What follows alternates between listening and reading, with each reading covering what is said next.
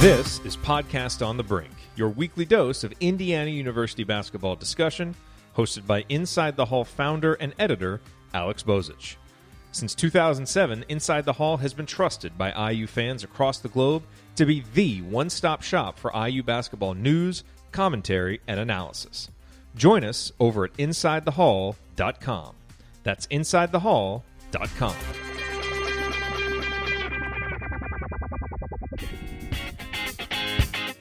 Welcome back, everybody, to a new episode of Podcast on the Brink, and I'm pleased to be joined by an Iowa legend and a BTN analyst who has been on some Indiana games this year, works the studio for the Big Ten Network, Jess Settles. Always good to talk some hoops with you. How you doing? Hey, I'm great, Alex. How are you, buddy? It's always good to be on. I am doing well, I guess, overall. Indiana has not been doing so well in terms of their recent play. Right now, they're 12-13 overall, and they go to Purdue on Saturday for the regular season finale. And just this season, at one point for Indiana, looked like it was headed on a pretty good trajectory. They looked like a team that had everything in place to make the NCAA tournament, and they've now lost 4 straight games. They've had some really close, hard-fought losses this year. You look at they lost to Illinois twice. Both games were close. They had that tough loss early in the season at Florida State. The Michigan State game at home, they had a huge lead in the first half. But it seems like this team gets close in a lot of instances, but just can't quite get over the hump. I know you were in the studio the other night, I believe, for the Indiana-Michigan State game. I'm just curious, from your perspective, what have you seen with this team in recent weeks? And, you know how tough the Big Ten is this season and how anybody can beat anybody. Have you been at all surprised at Indiana's play over the last couple weeks? But just a little surprised because obviously no one has swept Iowa this year. And, the Hawkeyes have had a phenomenal year. And you talked about it earlier in the year when I talked to you, just their non-conference was tough. A lot of teams played such a soft schedule, but Indiana went out and challenged people. And you mentioned the Florida State game. And, they obviously got the terrible call at the end of that game that probably cost them. And then, you look back and those losses are huge this time of year. But, the big lead against Rutgers and they fall apart. They play those teams so tough. They get these leads. They can't close out games. It's been very disappointing. It's obviously the time of year when fans and media and everybody starts scrutinizing coaches and programs, and that's just natural. That's what we're supposed to do. But, as a former player, you got to take personal responsibility too, don't you? You got to play with that toughness. You got to eliminate all the distractions in your life off the court, whatever that means. This has been a really brutal year with the COVID situation, but every team's gone through it. But just not collectively a group that's making the plays at the end that matter the most. And, boy, it can get out of hand, especially in this league. And Michigan State was just a tougher group the other night. One of the reasons I wanted to have you on is because you have the perspective of a guy who's played in the Big Ten. Obviously, it was a different era of basketball then, but you've been on teams that have been obviously winning teams. But I know that you've gone through adversity too as a basketball player. And every team hits adversity in a season, whether that be Gonzaga, who nobody's beaten at this point. They're going to hit adversity at some point. They haven't lost a game, but it happens within every game. I'm curious from a player's perspective, when you do hit those rough patches, what is the key to getting out of it? Is it having a guy, one or two guys on the court that can kind of pull everybody together and say, let's get back on track? Because it can't always be the coach, obviously. And you mentioned the player responsibility, and in no way am I absolving Archie Miller of any blame for this because he's obviously the coach of the team and the buck stops there. But, when I watch Indiana sometimes this year, the wild swings in their play, the fact that they could be up so big at Rutgers and at Michigan State, and then all of a sudden it falls apart. What do you attribute that to? And as a former player, what has to happen for a team to kind of pull itself out of a rut like that? Yeah, as a former player and a coach, in a perfect world, it would be your point guard.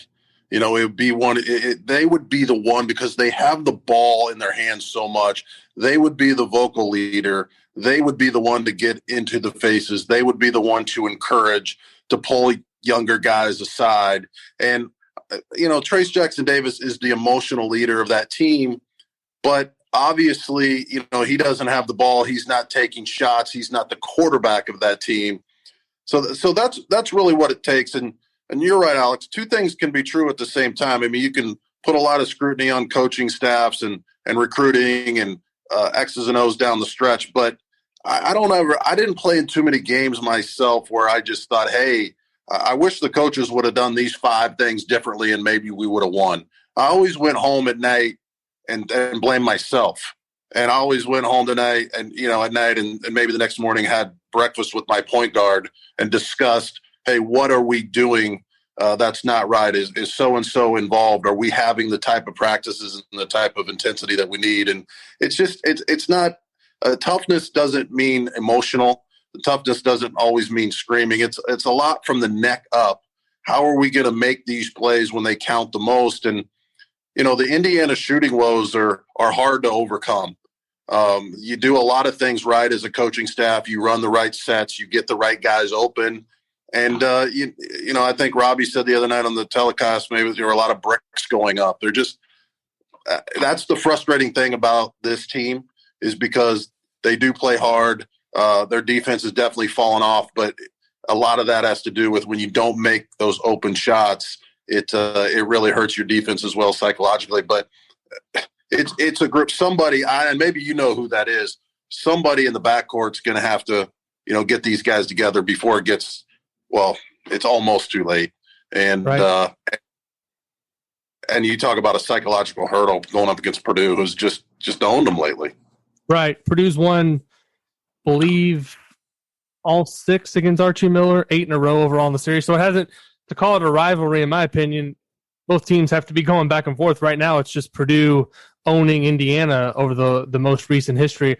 I want to ask you one more thing, just kind of about the psychological aspect of playing at the highest level of college sports. Another thing that Archie Miller's talked about a lot this season, and different players have talked about it at different times, is just this whole this word confidence has been brought up. And to me, there's obviously two layers here, right? A guy's got to be confident in himself to go out and make plays and get stops and make shots, but also a coach has to instill confidence in players to do the things and put them in positions to succeed. How important are both of those things in your mind? Do you agree with me that those are obviously 2 important things to any functional winning team? And how do you kind of see those things working together, or are they intertwined in any way? Well, obviously, you want to play with confidence, and winning produces confidence. And then, the coaching staffs have to put you in the right position to succeed. I think it would be interesting talking to your listeners and Indiana fans in general. It's a different monster at Indiana. I look at it from the outside, and I played at the University of Iowa and I cover the league, but I don't think there's any uniform, and I've said this before, that carries more weight and pressure than the Indiana uniform. You look at guys around the league in the Big Ten, and they go 2 or 3 games, and they have an off shooting streak.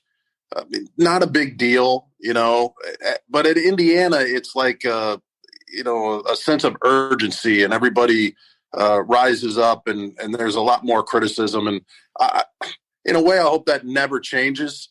I always hated it when the high school decided to not have just one state championship. And again, that's me coming from Iowa. I'm an outsider. I'm not a part of the Indiana family, but there was just something special about that and the uniqueness of it and the pressure of it. So I hope the standard in Indiana never lowers. But that being said, I think a lot of these guys come to Indiana, and it's such an honor and it's such an iconic program. And yet you get there and you get that uniform, and you better know what you're getting into. I mean, you have to dedicate your life to the game of basketball. And if you don't, well, then maybe you shouldn't be at that place, because it's just so unique, and you're going all the way back, obviously, to the May era and the Alford era and Isaiah and just those iconic teams. That's really the standard. And you talk about Purdue and the greatness of the Purdue basketball program, but they've never been able to take that Final Four type of step. So when things go wrong in Indiana, your confidence can really fade quickly, and you have to try to block out the noise, and you have to stay tough, and you have to stay committed. But it's a different generation, and I'm not quite sure that some kids know how to respond to that type of pressure. And it just maybe the way they've missed those open shots, maybe this team has lost a lot of confidence because those kids go into assembly, for practice at night, and I bet you they just shoot 75% from beyond the arc. And then you get in these games, Alex, and things get really tight. But again, it comes back to me.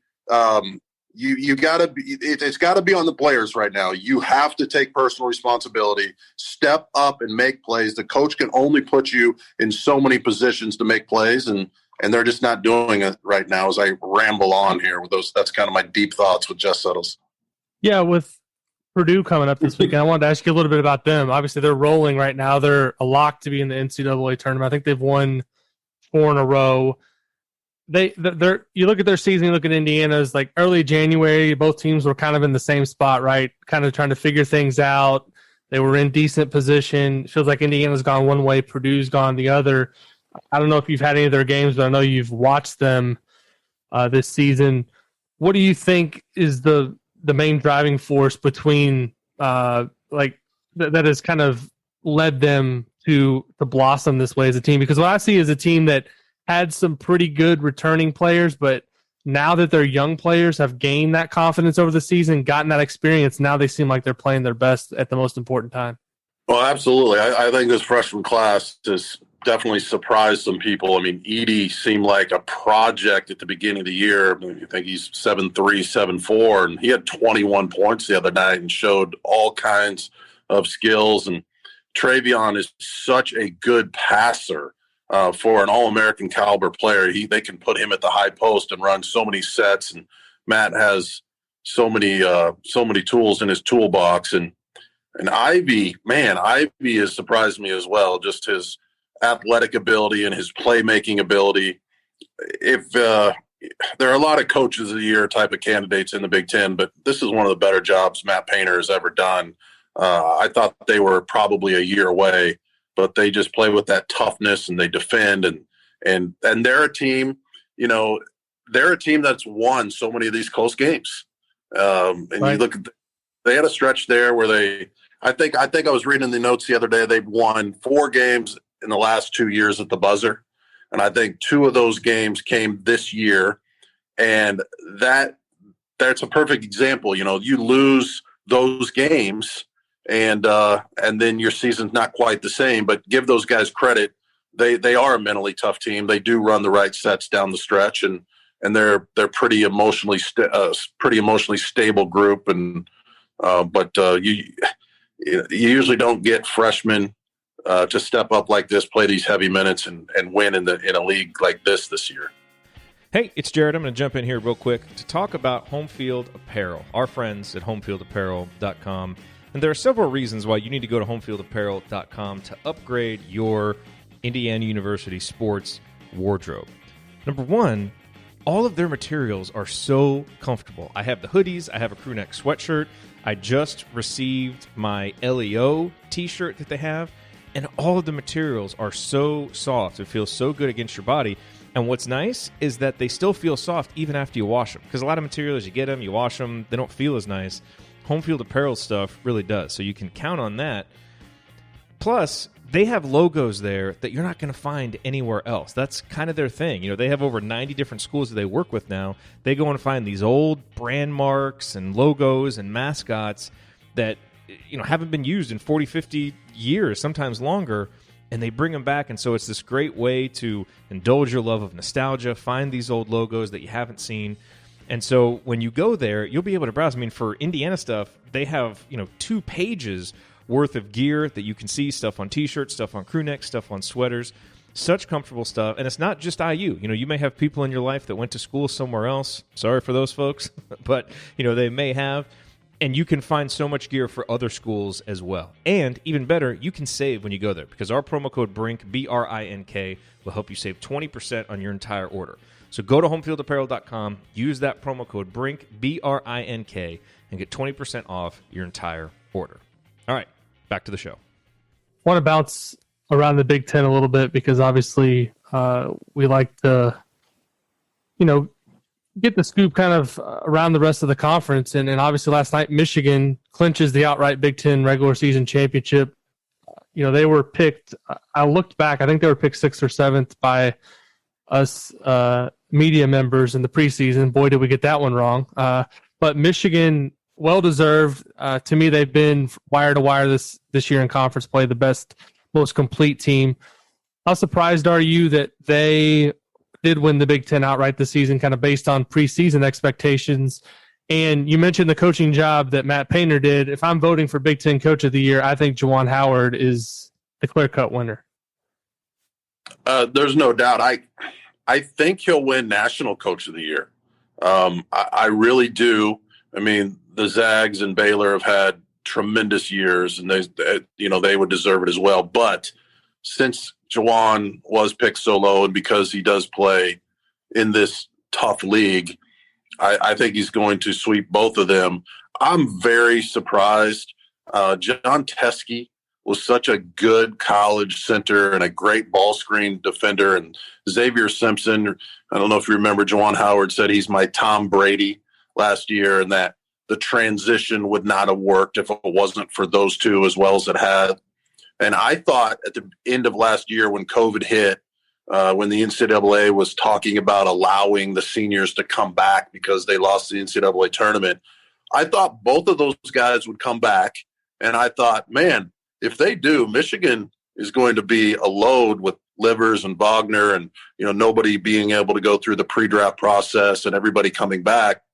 So then you turn around a few months later and you get Hunter Dickinson and Mike Smith playing like this. I mean, I don't know what you think, but you hate to say that they're better than those other guys, but they're better. I mean, it's worked.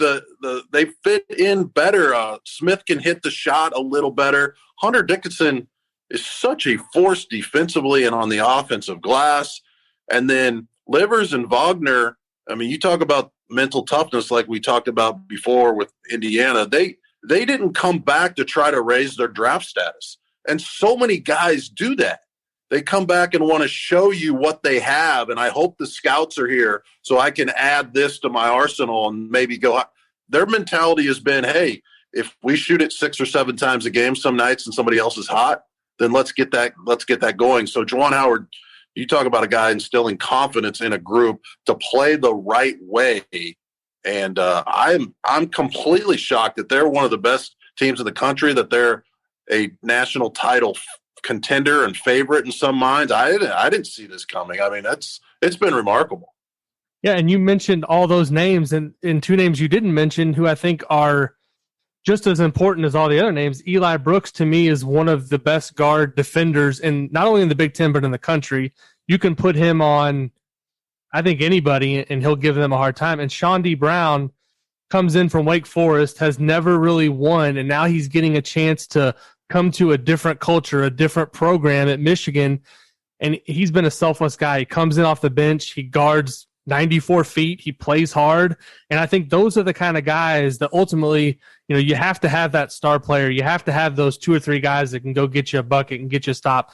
But when you go down the rest of that roster and you look at the depth and the quality of players, I think that's, a big reason why this team's not only being talked about as a 1 seed, but as a team that can actually challenge, I think, when the tournament comes around.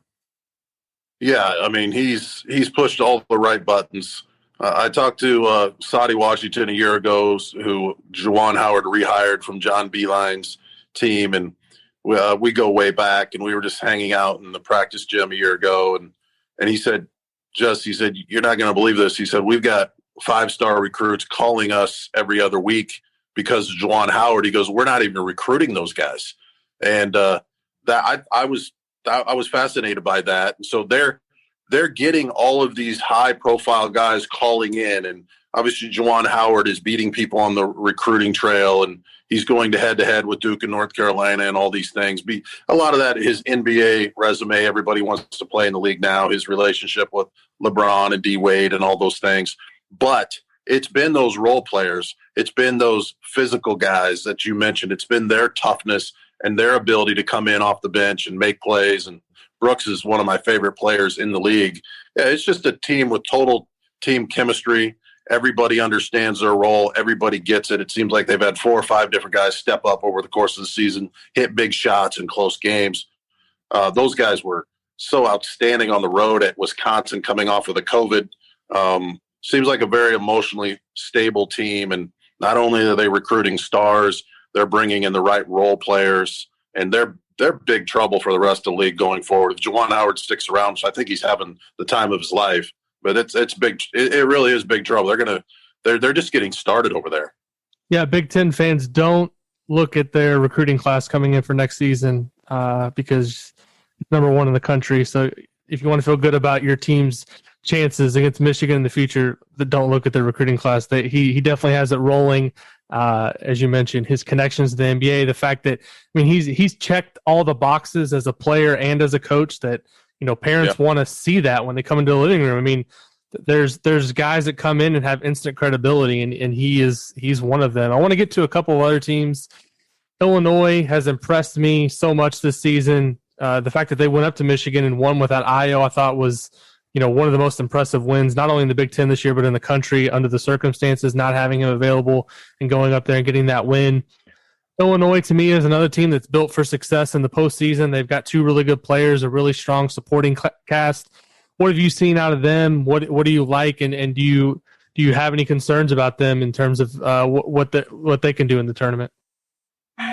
Well, I was on with Rick Pizzo the other night on the Big Ten Network, and Rick said on the air, I believe he said that was the most impressive win that he's seen this year in all of college basketball. And I thought it was the best win in the Big Ten this year, but that's obviously how big that win was for Illinois to go in there without Ayo, Alex, and just blow the Wolverines off the court. That says a lot.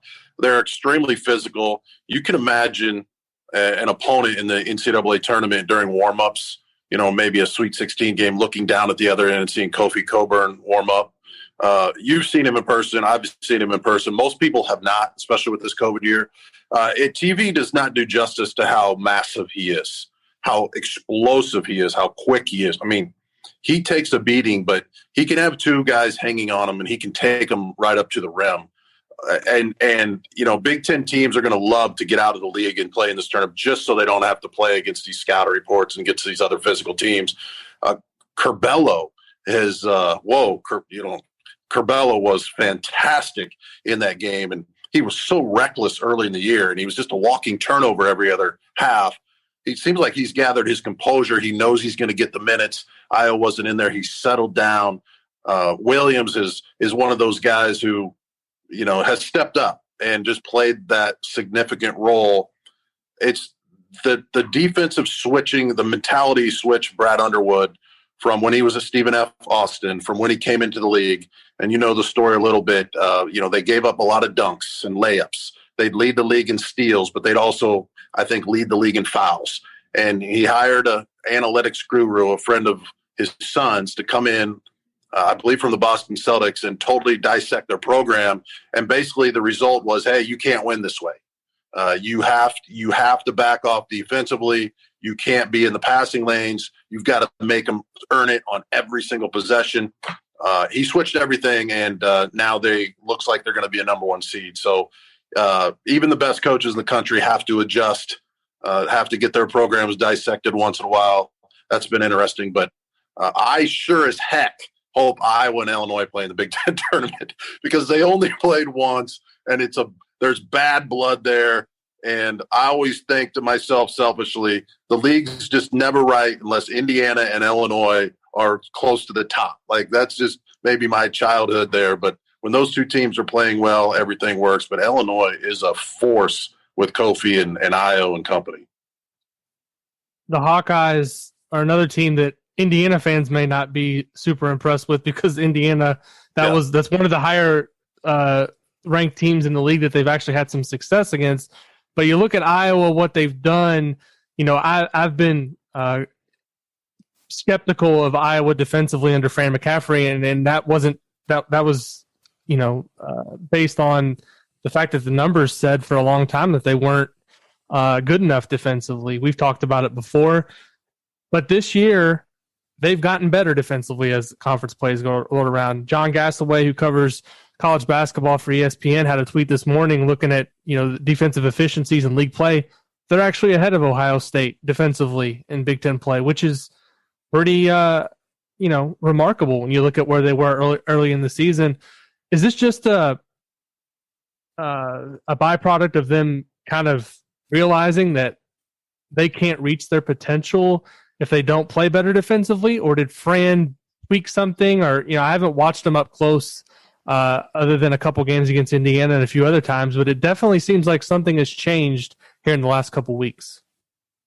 Yeah, no question about it. I mean, they were vacillating in their commitment to defense, and there at the mid part of the season. I mean, I remember being in the studio after the loss at Indiana, and Indiana was just ball screening them to death and pretty much getting anything they wanted. And Iowa was so confused about what Indiana was doing, and those were huge wins for the Hoosiers. I mean, that's obviously what's so frustrating for the fan base. I mean, you just can't sweep Iowa and then not take care of business like you're supposed to against the other teams. But they really carved up Iowa, and then what happened was Iowa came back and led by Luka Garza, and obviously the coaching staff had to adjust as well. I mean, again, two things can be true at the same time, but basically Luka told his guys, our season's done if we don't change this. We can score 100 points every other night, but we're going to be a first or second round team and done.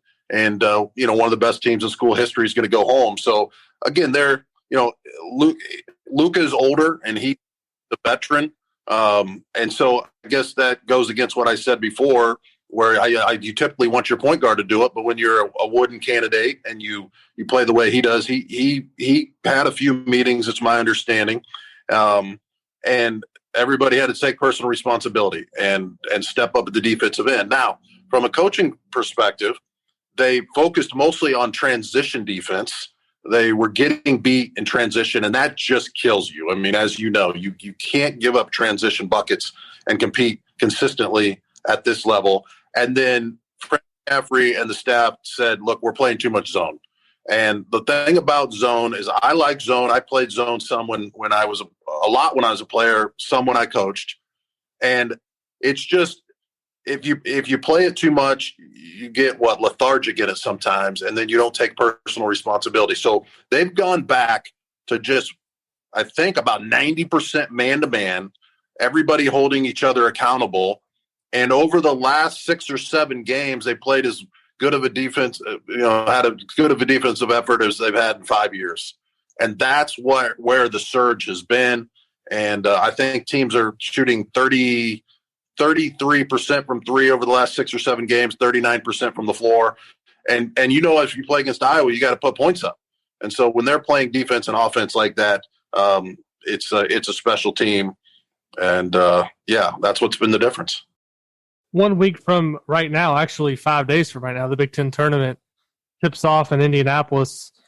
I'm not sure I didn't ask you before what your responsibilities are going to be for that, if you'll be in the studio, if you'll be down there, or how that's going to work this year. But what are the storylines that you're going to be following, I guess, leading into that? What are you most excited to see? To me, it's like, you mentioned these Big Ten teams are going to be ready to play somebody else in the NCAA tournament. This is going to be another 4 or 5 days of these teams just beating up on each other after a long season of this. The culmination is going to be in Indianapolis, and man, I'm not so sure that some of these teams might prefer a break than a long run in Indianapolis before the NCAA tournament tips off. Yeah, I mean, I'm not sure on this, Alex. Maybe you know more about it, but it's my understanding that they're all going to stay there. Correct? Yes. They're the campus. They're going to stay there. So there might be a few teams that are paying some rent for a month in the state of Indiana, but the Big Ten tournament is so remarkable, not just because the teams, the coaches, the fan bases, but there's just so much hope going into it for so many teams. I only was able to play in one of those, and my third senior year is when they switched it. But there were my freshman, sophomore, junior years. Thinking back, I mean, we just needed that tournament to get a chance to improve the resume, to give an opportunity to get hot.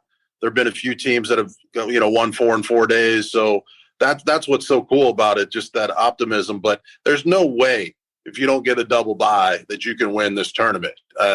Every single night after you win your first game for the teams at the bottom, you're going to play against a top 12, top 15 team with veterans and physicality.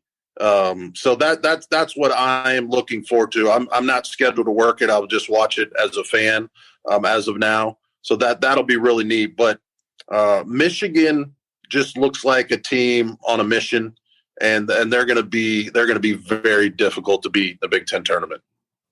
I think I speak for you, Jess, when I say that I'm hopeful that this year is actually the year that the Big Ten wins the national championship. It's been since 2000 since that's happened. I'm tired of all the national Big Ten slander that the league can't win a national championship. I was actually there in the building the last time Big Ten won a title. It was You're in Indianapolis. kidding. How old were you Michigan then, buddy? State. I was 18 years old, and I was up in the upper level. But I was there to see it. So, it's one of those things where the Big Ten programs, they all beat up on each other in the season, and then when the tournament starts, you just root for other Big Ten teams to succeed because you're tired of hearing about how the league's the best in the country all year, and then they don't, actually win a title. So I know it's hard to do, but I'm just hopeful that this will finally be the year, and I think we've got some good candidates to get it done. Yeah, I agree. I mean, you look at the Decker-Kaminsky, Wisconsin teams. They run into a good Duke team. That was probably our best chance. Michigan State's had some really good teams, but you get to that last couple games and you're playing against lottery picks usually. It's going to be fascinating. Gonzaga looks really good when I've watched them, and they really dominated Iowa earlier in the year when we saw it, and then Baylor was a lot more physical, believe it or not, than Illinois earlier in the year. So, those are going to be two teams that are tough to overcome. But Ohio State could get hot. I mean, they have serious weapons. Illinois, Iowa, Michigan, they could do something. I keep thinking, and maybe I'm overly optimistic, I keep thinking Wisconsin's going to break out. And they were my preseason pick, and they've let me down. That's really been difficult to figure out. As a coach, sometimes you run a lot of good sets and your guys don't make shots, but that usually only lasts for a couple games when you have so many good shooters. They've been broke from the perimeter, I think, for 6 weeks, and that's really hard to explain. So does something click with them, or just not having the crowds there and the fans and all the pressure that these kids are under, has that affected them? That's been surprising. Purdue could be a surprise. I think they could be a Sweet 16 type team. They could, right? For sure. They could, because you look around the country at all the. I think I read maybe 2 weeks ago that the top 15 or so winningest programs in the history of the game weren't even in the top 25 this year. So there are a lot of good quality programs that are struggling. And you're right. If there's ever been a year to break this curse, man, it's got to be this year, and it's got to happen. Well, Jess Settles, it's always good to talk basketball with you. I know you mentioned we talked a little bit earlier in the season. Enjoy listening to you. Since I haven't been in any games this year, I've listened to you more than usual because I'm usually at the games, but this year I've had a chance to hear you on a couple calls and obviously watch you in the studio with Big Ten Network. I understand you're going to be working a game this weekend for FS1, you told me before, so venturing out into the Big East. As I said, it's always good to talk basketball with you. Thanks for joining the show. I appreciate it. I always appreciate you, buddy. Thanks for tweeting at me once in a while during the games, and I appreciate your listeners. It's a tremendous fan base, and hopefully this COVID thing will get through so I can get back to Indianapolis 500 and enjoy some time outside, buddy. All right. Well, thank you, everybody, as always, for listening to this week's episode of Podcast on the Brink. We'll be back with you at some point next week, probably before the Big Ten tournament, for some type of preview. Until then, you can subscribe to the show on iTunes, Spotify, everywhere else where you find your podcast. Leave us a like or a review if you like the show, and we'll be back next week with another episode of Podcast on the Brink. Thanks, everybody.